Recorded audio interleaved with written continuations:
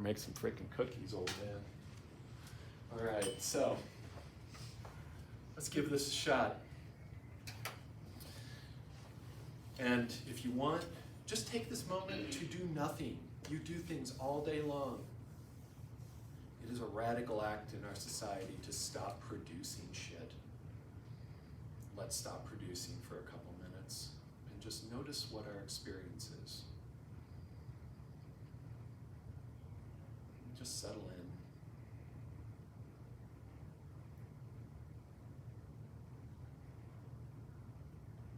Tune into the sounds in the room.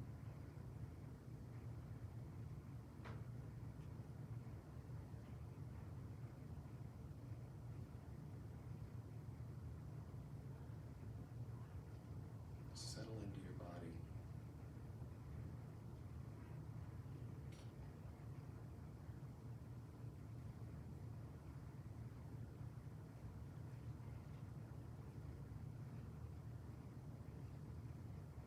Notice you aren't doing anything to hear.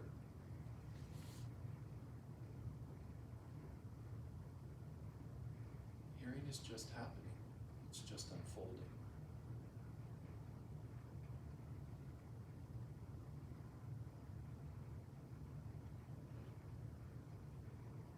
So you can relax, let go of the steering wheel.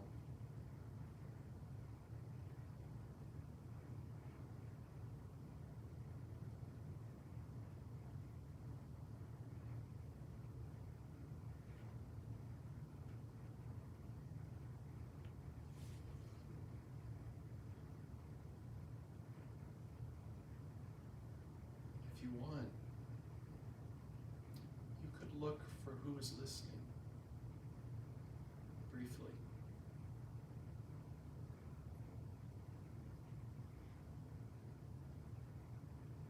Where's the center of your experience? Is there anyone listening?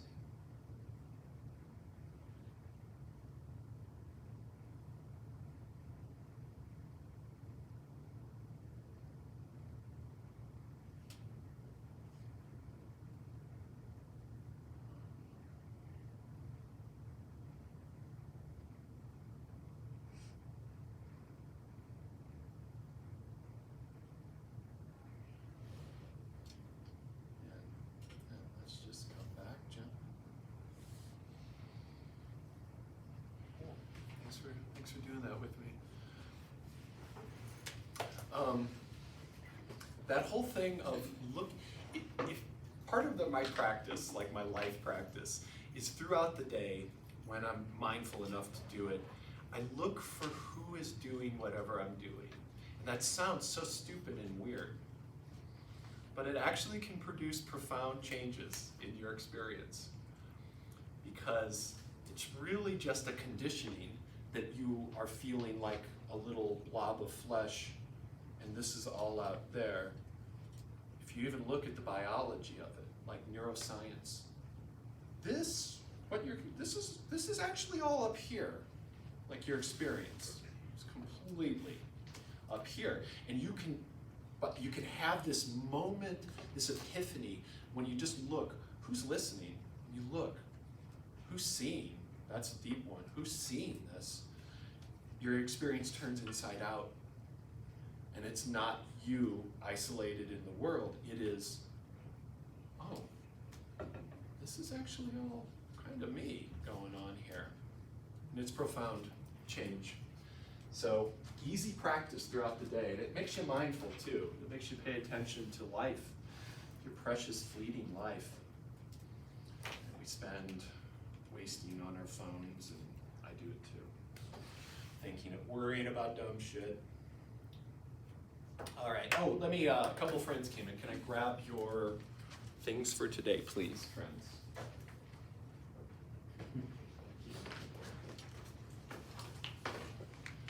No pressure, Joe. I'll get it from, this thing's just find it, I won't stand there and be an authoritarian type person. All right, last half of the class, last half. kind of half, the start of Calc 2 is today. All semester, what we've been doing is this.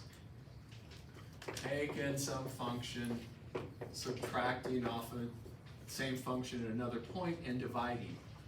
I don't know if you remember, like day one, I told you, the first part of this class is about subtraction and division, right?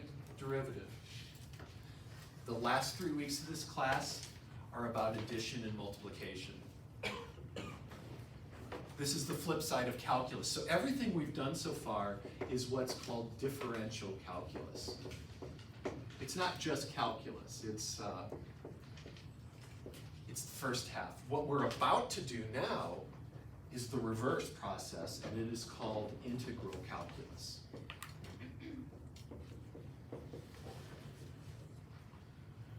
So, bye-bye. Hello. Like I needed to write that. Hello, I'm very excited. Good news, all the skills you've learned so far are absolutely essential for doing this. Even though it's the reverse, you've got to have mastered what you hopefully have mastered so far, or at least, fairly competent at. So let's take a look at, let's go back to an old problem. Day one, coming full circle. So recall from the past, I've got S of t as the position of a particle at some time t. And v of t equals its velocity.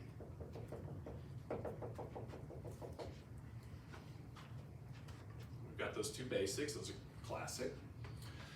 If I gave you the position function, could you find the velocity? And now you're super all over this kind of thing. You have a much more sophisticated view of this process. So let's say, here's at 10 feet. 10 feet, and looks like this.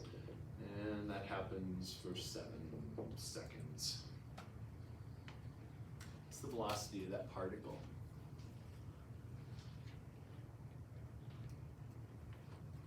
So this is a movie, right? This is a movie, and I'm thinking of a number line, and here's 10, here's 0, and here's 10 feet right here. This is tracking the motion of this particle on this line. Could move back and forth. What is it doing? It's still, right? It literally doesn't change position at all. So the velocity is 0. So when we come over here, and we know this because the derivative is 0 also, right? And velocity is the derivative of position. So we know this relationship, and we've really spent a long time studying it. So here we see that the velocity graph is just 0. For those 7 seconds, v of t is dead. All right, cool. Let's try something a little trickier. So now position function looks like this. It's s of t. We're just warming up. Oh, hell, yeah. There we go. There's 10 feet. Now we traveled 10 feet in a whole different way over those 7 seconds. What is the velocity? What is this? What is the movie associated with this particle? First off, is it moving? Definitely, right? Because I see that as time moves, the position changes. How's it moving? 10 feet per second. Yeah, at a constant velocity, right? Because the slope of this is the velocity. The derivative of this is velocity. So again, remember that v of t is d dt of the position, and that's a line. So just like Adrian said, here the slope is equal to 10 feet per second, and that's constant. So we have a constant. In 7 seconds. Right? 7, thank you. In 7 seconds, yes, thank you, sir. For 7 seconds. So that's constant. It'd be like 1.3 feet per second. Yeah, or let's just keep it all pretty and not decimal. Yeah, but you're right. Yeah, 1.3 sounds about right. So constant velocity. All right, last one. you remember this at all from like day one? Yeah? Yeah, okay, awesome, cool. I like full circles. I'm a full circle kind of guy. Except for all the shit I've just left hanging in my life. The myriad things. So let's see, here's 10 feet, here's 7 seconds, and I end up there. That. What's the movie?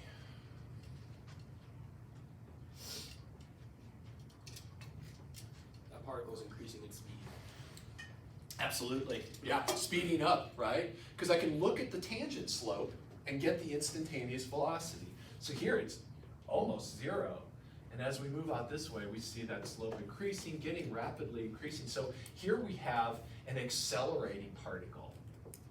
Here, there's no acceleration here, right? This is just constant. So here, no acceleration. Certainly none here. There's not even motion. But here we have acceleration. And we could even guess, we could do something crazy like think, oh, that looks like x squared, kind of. Maybe the derivative's like 2x or a linear function. So we could even hypothesize about what the velocity would look like. And the velocity function might look something like a line that starts off at 0 and ends up with this slope here, very steep, so the velocity probably goes something like that. So here's v of t versus t, something like that. All right, so that's Calc 1, first, whatever, 12 weeks. Calc 2, Calc 1, last 3 weeks, is we're going to understand how to move backwards. So given the velocity, how can we reconstruct the motion of the particle? That's the reverse process. So let's get into it.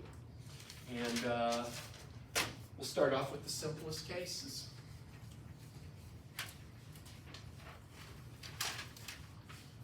Oh, by the way, here, let's see here. So if I did v of t here, and I do want to do that, v of t here is a constant thing. Right? Goes like that, and that's 10/7 up there. So that's the velocity graph for that one there. Okay, so let's go from velocity to position. And we're going to start off, we're going to build our way up, just like we did there. We're going to build our way up slowly and methodically. But the basic building block of all of this is just going to be a rectangle. So let's say here's v of t, and I'm going 4 meters per second constantly. So here I have a constant velocity. Not hitting the, got my foot on the pedal, I'm not moving that foot. Just cruising at a constant speed, and I'm going to do that for, let's say, 5 seconds. How far did I travel? 20 meters. How'd you get that? Just multiplying it. Yeah, right? So if I'm traveling at 4 meters per second, let's do this. This is how I always did physics. Look at what I got, know what I need, and just multiply shit together to get those units, right? Isn't that how you do physics? So I've got meters per second, I want meters, so this is velocity times time, which is 5 seconds. Notice how the seconds cancel, and I've got 20 meters. So this is velocity times time. Ooh, look, I'm multiplying. So really, another way to think of this is when I have constant velocity, it's really just the area of this rectangle, right? It's width times height. So what I just said there is kind of profound, and it's going to be the clues to how we proceed the rest of the semester and into Calc 2.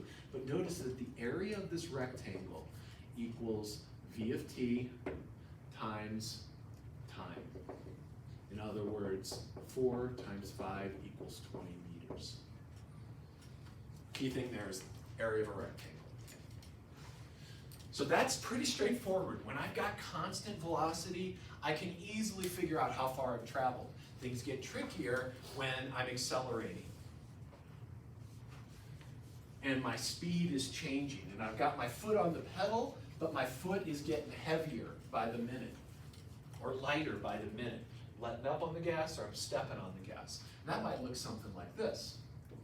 So now let's say we've got V of t and t. And let's just stick with the same numbers. Let's say we'll get to 4. Yeah, that'll be 4 meters per second. And then down here is 5 again. But now, just pick that corner up there. Eventually, after 5 seconds, this is how fast I'm traveling, but I start off at 0. And I start stepping on the accelerator, and that's supposed to be a straight line there. So now the question is, how far did I travel? And what we're going to do is bring everything back to this. This I can do. That, until I have some deeper intuition, I can't do. Yes, sir? 10 meters. How'd you get that? That's right. Because the area of a triangle is 1/2 base height, and we used the area as square is base height. With the That's right. You just divide that. Yes, so I'm going to explain to you why that's true, though. So look at what Alex is doing. He's like just playing the school game really well, right? This was area.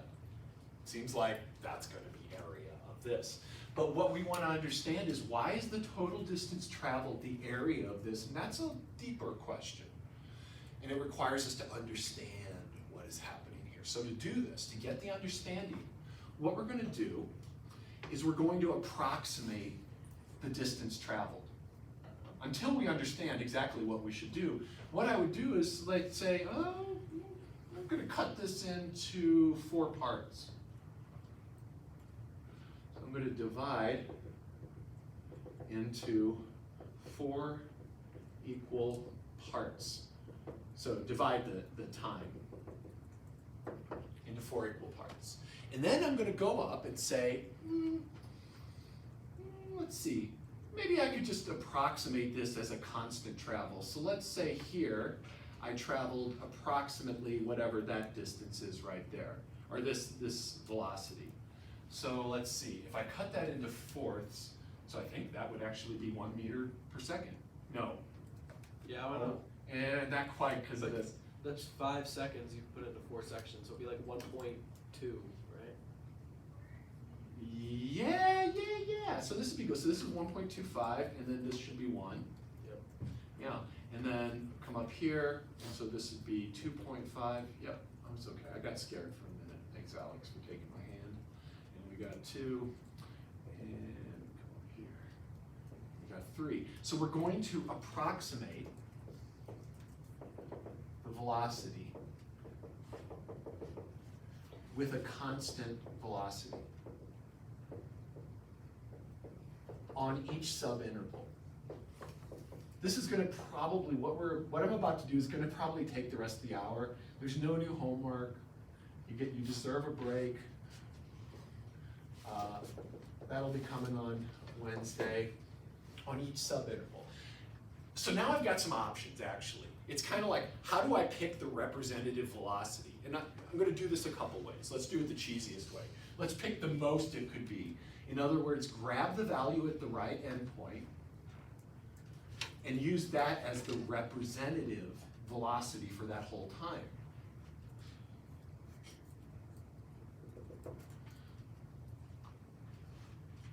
So here I'm going to write this up. Let's see here. So my velocity, v equals 1. And I'm going to put, see that triple bar? That's like, that means it's just identical to 1. Then here, v is identically 2. V is identically 3, and V is identically 4. Now I've got constant velocity, and I can just find the area of those rectangles, right? So if I assume the velocity is constant on this interval, if I'm only traveling at 1 meter per second for 1.25 seconds, I just need the area of this thing to get my distance traveled. So let's call that A1, let's call this A2, A3, and A4. So the distance traveled, I'm going to write this up, is approximately, because it's not, obviously not equal, these are terrible approximations, is approximately the sum of these areas. And that's equal to, 1.25. yeah. Oh, hold on a second. Yep. I was going to say something a little more abstract than that, but I love that you're ready for that. Distance traveled equals, and this is equal to distance on each piece. I just wanted to get a little bit of more note stuff in here, Alex, and then we'll crank it up. Assuming constant velocity. Okay, so now let's go through. So then what is that? So what'd you get here, Alex? This is, would that be 1.25? 1.25. 5. Yeah, so 2. this, Oh, never mind. 1.25 times 2. 1.25 times 2, so 2.5? Yep. Yeah? And then 3 times 1.25. 3 times 1.25 is 3.75? Yeah? Yep. And then the final approximation is going to be 4 times 1.25, so 5. Take a look at that. Now, I don't want to go on until everybody believes that and understands where that computation is coming from. Please just take the time now. Do it for yourself. Don't do it for me. You don't have to do anything for me. It's going to pay off if you understand this now. Let me know. Let's talk about it if there's any sorts of questions. So you're basically adding the X I'm adding the areas of these. Oh, Does that make sense? Yeah. Because the area is the distance traveled if we assume a flat top. Adrian.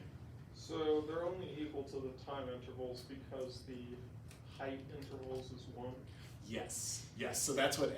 Yes, Amma was noticing that. Yeah. So it was just a fluke that they ended up being equal to that, just because the heights are these nice intervals. So that your observation was right on. It's a little bit of a fluke here that it worked out that way. So thanks for pointing that out. So let's add this up. Let's see. So what are we going to get here? Put these together. That's 5 plus 5 is 10. 12.5. 12.5 meters. Kind of already know from Alex's guess, which was correct, that 10 is the right answer. But does it also make sense that this is an overestimation? We're assuming that the velocity is equal to the most it could possibly be on each of these intervals. So that's going to get us further. If you traveled like this, and somehow you could even travel at these jerky speeds where you're instantly at the next velocity, that's how far you travel. But we're traveling in a smoother way. So this is distance traveled, this is estimate, this is an overestimate. Let's get an underestimate. So now an underestimate. And to do the underestimate, I'm going to assume the velocity is equal to the starting velocity at each of the intervals. And hell, who knows? We could get an overestimate and underestimate and average them and maybe get something interesting. Doesn't sound like the worst plan. So let me draw this picture again so that we can do that computation cleanly. So we've got 2, 2, 2, 2. This is 5. This is 4 meters per second, 5 seconds. I'm going to cut this into quarters again. So 2.5, 1.25, 3.75, and then this gets cut into nice pieces as well. So 3 meters per second, 2, and 1. And then let's see. So now what I'm going to assume is that my approximation, let me get my nice line here. Oh God.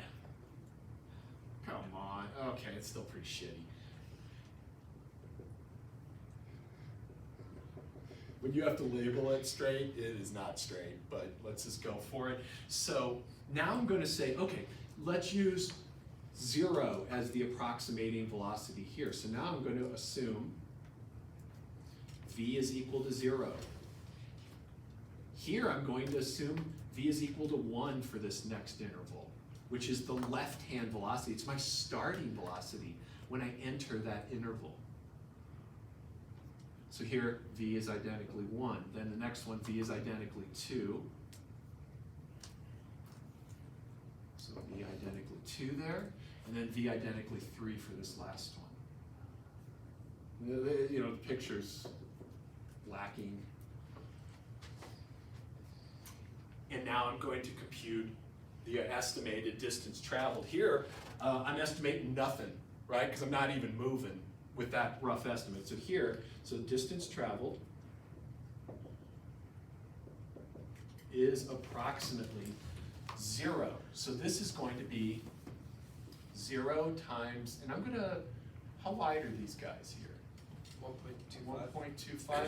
Yeah, so this is my velocity times time. We're gonna write this out in a slightly different, so that's times time. And this v is constant. Plus, this next one, now I'm assuming I at 1 meter per second for 1.25, so 1 meter per second times 1.25 seconds. Notice that is just the area of that rectangle, just writing it in a slightly different way than I did before. So again, this is v times t, plus now velocity's 2 for the same amount, 1.25. And then finally 3 times 1.25. And this will give us an underestimate. So notice that this is an underestimate. Clearly we didn't travel for 0 at 0 meters per second for the first second, so this has to be an underestimate. So when we add this all up, let's see, we've got 1.2, this is dead, 0, plus 1.25, plus 2.5, plus 3.75. Notice how it's actually, that sum shifted to the left, kind of. So we've got everything except the 5 on there, so this should be 7.5 meters. I think you can check me out on that. Yeah, 7.5. Thank you. Plus 12.5 divided by 2. What's that? Plus 12.5 divided by 2. Yes. So here's my underestimate. What's the average? The average is 10. The average is 10. So notice we could get a better estimate if we take the average. So the average of the under and over estimate is equal to 12.5 plus 7.5 divided by 2, and that is 10 meters, which is going to turn out to be our true answer. But this is not how we're going to do it. We're going to do it with infinity. We're in calculus. You don't do calculus without talking to infinity, at least hanging out with infinity for a little bit. So this is very finite. This is practical. If you just had some raw data, taking its sampled moments, this is how you do it. Yes, sir? Would this work for an exponential function? Mm-hmm. Okay. Definitely. But you're probably going to want to have smaller intervals. The finer the cuts, the more accurate this would be, but it definitely would work, Adrian. You would get the exact answer if you were to take them? Well, you need to do what I'm about to show, actually. So we would need to set up a general situation and then take a limit. Okay. So watch this. I'll show you how I would do it. But I could approximate it. So like, let's say I had velocity at t was like e to the t, and I wanted to understand how far I traveled over a certain time period. I could definitely cut this into some pieces, estimate, you know, the velocity using these endpoints like this, add up those, and I would get an approximation of how far I'd traveled. Well, I'm just asking if it's exact because it seems that, like, with an exponential, so on the linear function, Yeah. the offset is going to be the same, whether you underestimate or overestimate because it's a straight line. Yeah. But it doesn't seem like that would be the case if it's curved. Yeah, with any finite number of cuts, it'll always be an approximation. Okay. Yes, agreed, 100%. Yeah, you're right, the special nature of that straight line makes the average idea work out, but we're not gonna do the averaging for general functions. We're gonna do something like so much cooler. You're gonna be really happy with it, I think, in the end. Let's do it. Let's do it. It's time for infinity. Awesome question. So how could I get a better approximation? What would be some things we could do to do this better? With just one. Let's say I only get one pass. I'm not going to do over and under. I want one freaking pass with this to get a good estimate. How could I do a better estimate here? What would work? Would you just like find the area within our rectangle? No, not quite. No, that's okay. That's okay. No, I do want to find the area. In definitely that. But how could I do it with rectangles in a more accurate way? How could I do this process more accurately? Kendra, you got anything for me? You can use the midpoint method. Ooh, that's nice. So Kendra's suggesting that instead of taking the left or the right, I use the midpoint to make my approximations. I believe that's what you are saying, yes. How could I even make that method more accurate? And maybe Alex? Ideally, you'd have like an infinite amount for like every point on the line, right? So More freaking rectangles! Yeah. Yeah. So more rectangles gets more accuracy. So think about this. Let's just look really quick. If I took this same situation and instead of 4 rectangles, I had a bunch. And they were really tiny. Let's just think about how that is going to compare. Now here I'm using the right endpoint. I don't have to. I could use left or the midpoint like Kitra was suggesting. But notice that the more rectangles I have, the more precise this becomes. And imagine those rectangles just shrinking down to nothing in size. This little ridge here, this little spine is going to become less and less noticeable. So if these things, there's literally a point when you probably couldn't even tell that those were all little rectangle tops. Those look pretty shitty. Those aren't exactly rectangle tops. But imagine about 1,000 rectangles here with this game. It would be really hard to distinguish that area, the sum of those areas, from the true area underneath there. So what we have to do is set this up with an arbitrary, now, what I'm about to show you is going to probably be like, holy hell, is this what we're doing for the rest of the semester? No.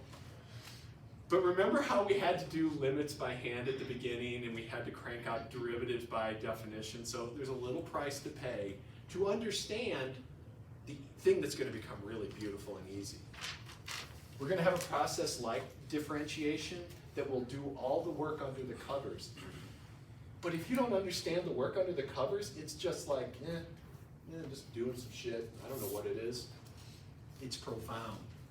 So let's take a look at a general question. Find the area under, so I want to show you how this process works, under y equals x squared from x equals 0 to x equals 1. And so when I say under, I mean above the x-axis as well. So this picture is going to look like this. Here's 1, here's 1. 1 squared is 1, and then this is a parabola underneath here. So this is y equals x squared, and I want the area in that little crescent piece right there. I want it precisely. I don't want an approximate area. I want the precise area under that curve. So how am I going to do this? Well, I'm going to set up a general situation. And the situation I'm about to detail for you is a process called integration. So you don't need to know that yet. You just really, I just want you to follow along and let me know if something doesn't make sense. Step 1. Cut the closed interval 0 to 1 into n equal pieces. n is arbitrary, so we're going to set up an arbitrary situation so that we have the answer no matter how many cuts we made. So I'm going to cut this up, and I'm going to fake out here. And I suggest you fake out, maybe put 3 dots to show, you know, keeps on going, and then put a final cut at the end. Just to draw. It's hard to draw an arbitrary number of cuts. But what I've done is I've cut this into n equal pieces. So if n is 3, it's in thirds. If n is 10, it's in tenths. How wide is each piece? Each piece has width. Of n. Say that again? Of n. No, of 1 over n. 1 over n, right? Yeah, exactly. So if I cut it into tenths, each piece is a tenth. If I cut it into thirds, each piece is a third. So the width of each piece is 1 over n. And we're going to call that delta x. That's just the base width. You can just think of that as the base width. So I can actually even label these points off. Let's do that. This first one, this is 1 over n. What's the next one in terms of? 1 over 2n? That would be back. That would be half. So you cut it in half when you divide by 2n, but you're really close. 2 over n? 2 over n. Right? Because it's 2 of these. Yeah, it's 2 of this distance here. What's the next one? 3 over n, right? 4 over n, 5 over n. So again, think. Let me give you an example because I know that this n is frying some brains out there. So let's say n equals 5, and that's 1. Then this first piece is going to be a fifth, 2/5, 3/5, and 4/5. And then this last piece is 5/5, right? Does that make sense? Just like that? Yeah? Okay. So each piece has this width. I'm going to use the right end as my representative, because that's kind of how we started out. So let's use the right end point. So step 2 is using the right endpoint of each subinterval. Find the height of the rectangle formed. Now that's kind of vague, but so I'm going to draw a picture over here. What I mean is go to the right end, go up to the function, and come across.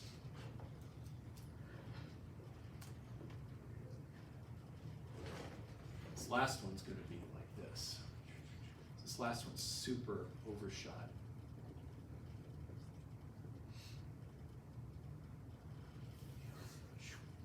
Oh my God. Oh, rewind button. There we go. And then to the left of this, think, in your head, can you picture what does the rectangle to the left of this one look like? Just try to picture it. Did you picture that? Okay, so I'm going to approximate each of that pieces with a rectangle. And I know how high they are. Each one is just the x-coordinate squared. So the height here is 1 over n squared. And the height here is 1 over n, excuse me, 2 over n, the right endpoint squared, 3 over n squared. Ooh, what's this coordinate? If we were dealing in a total of 10, we're not dealing with 10. We got n. N minus 1 over n? 1 minus 1 over n, but yeah, right, great thing. Or n minus 1 on top, yes, exactly. So like this, is this what you were saying, Adrian? Yeah. Yeah, beautiful. Yeah, because this one here, and let me show you this a couple ways. This is n over n. This one here is this, but you could also think, oh look, that's 1 over n. So this endpoint here would be 1 minus back up at 1 over n. And when you simplify that, you get the same thing that Adrian just said. Just add those fractions together and you get that. So that's also that coordinate as well. So look at how this goes. So then this guy here is going to be n minus 1 over n squared. How high is the final rectangle? 1. Literally n over n squared, right? Good old 1, but we're going to keep everything nice and variable. So the approximate area, step 3. Oh, yeah, so we just did that. We'll just kind of add up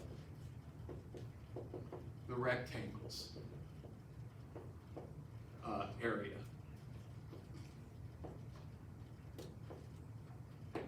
And so what we're going to get is, check it out. So the base, so notice that the height is this number on top, and the base is always delta x, this 1 over n. So this is going to be height times base. And just make a little note, the base here is always 1 over n for us, for this situation. So the height of the first one is 1 over n squared times the base 1 over n. So this is height times base.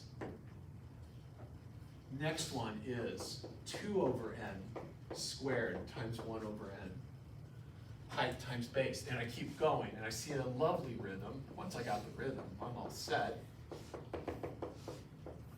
And then we end up, we're at that last one. And then finally, that last tallest one, that's height 1, times 1 over n.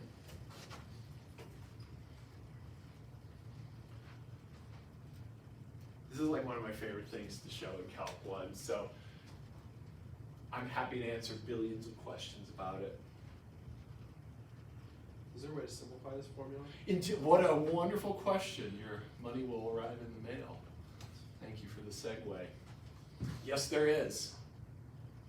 So let's do a little algebra with it. Yeah, because there's a lot of simplification that can happen here, Alex. You're absolutely right.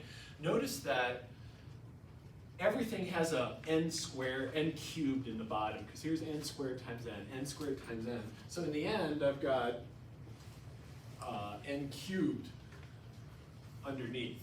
All those fractions have n cubed as their denominator. But on top, I've got 1 squared plus 2 squared plus 3 squared plus 4 squared. So here I've got 1 squared plus 2 squared plus 3 squared. All the way up, and there's n minus 1 squared plus n squared.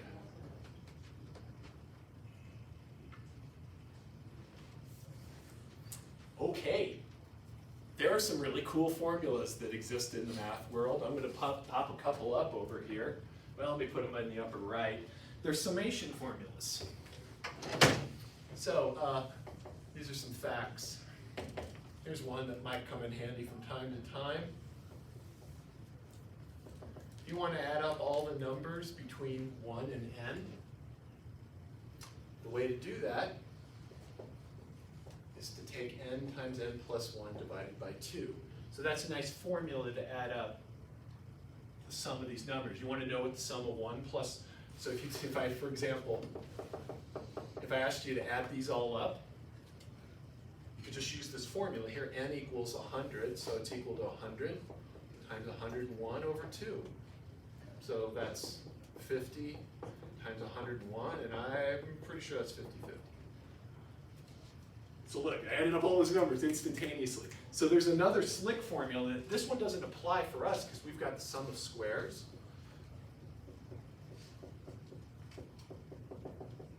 You can show that this is n times n plus 1 times 2n plus 1 over 6.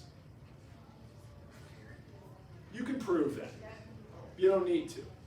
I'm positive it's right, so we're good. So I'm going to replace that thing on top with that formula. And so the thing on top, I'm going to pull the 1 over n cubed out in front. So I'm just pulling that denominator out in front.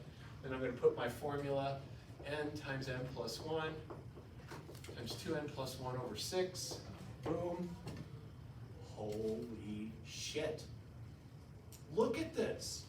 We now know the total of those rectangles, no matter what the number of rectangles is.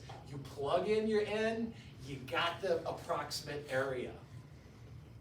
let's simplify a little more. So this is, if I multiply out the top, it's gonna be 2n cubed plus 3n squared, I'm multiplying that all through, plus n over 6n cubed.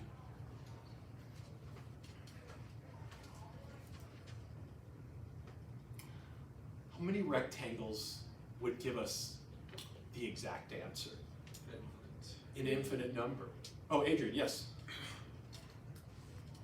Wouldn't there be more just base ends? Like, Explain. you've got to multiply out n times 1 twice, and then n times 1 another 2 times, and then 2n times 1. So wouldn't you have like a lot more n's? Well, I should have as many ends as I have Yeah. rectangles, right? Is that distribution? Oh, you already did. So there's n, no, there's n sums on top here, right? Or n terms to the sum? One for each rectangle? Yeah. Is that okay? Yeah. No, man, I appreciate that you're like digging in there. I love that.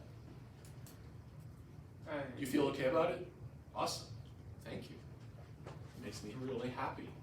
So look, precision comes with an infinite number of rectangles. So let's take the limit as n goes to infinity. You can do that, because we did limits. What's the limit as n goes to infinity of this quantity? What's that? No, because top and bottom are the same degree. Is 2 over 6? It's 2 over 6.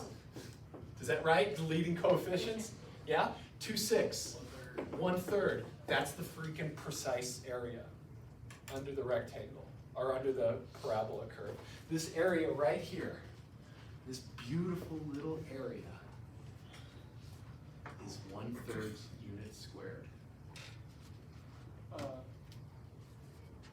Counting the rectangles, right? No, precise. So like, if I were to say to you, what is that area right there, precisely, and this is 1 and this is 1 here, that area is precisely 1/3 of a unit. In the same way that this triangle is half the area precisely, that's precisely 1/3 the area of the whole square, actually.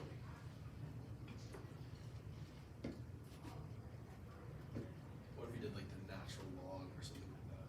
Oh, we will. I think you're giving people heart palpitations talking about natural laws. Just, we live on the edge in this class, right? We just like ski the steepest slopes and